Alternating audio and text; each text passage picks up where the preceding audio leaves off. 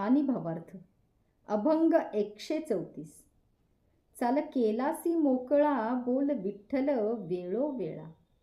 तुझ पापची नाही ऐसे नाम घेता जवळी वसे.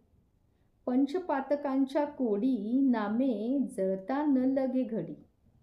केली मागे नको राहो तुझ जामीन आम्ही आहो.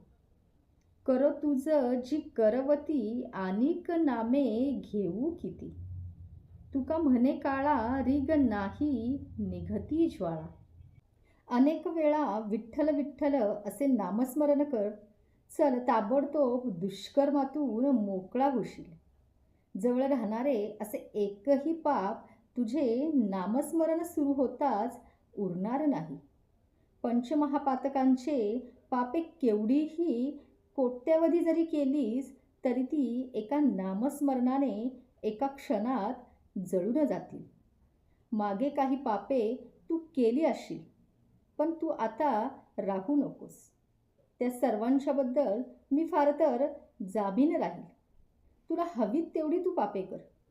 किती पापांची नावे घेऊ मी? ती सर्व तू कर. ती सर्व संपतील.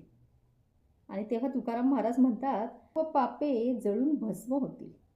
कारण हरिनामात प्रवेश केल्यावर यमालाही प्रवेश नाही. पापांचीही ज्वालात राख होऊन जाईल. पापे जळून भस्म होतील.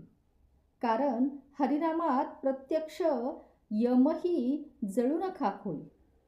पापांचीही ज्वालात राखच होऊन जाते. पांडुरंग पांडुरंग.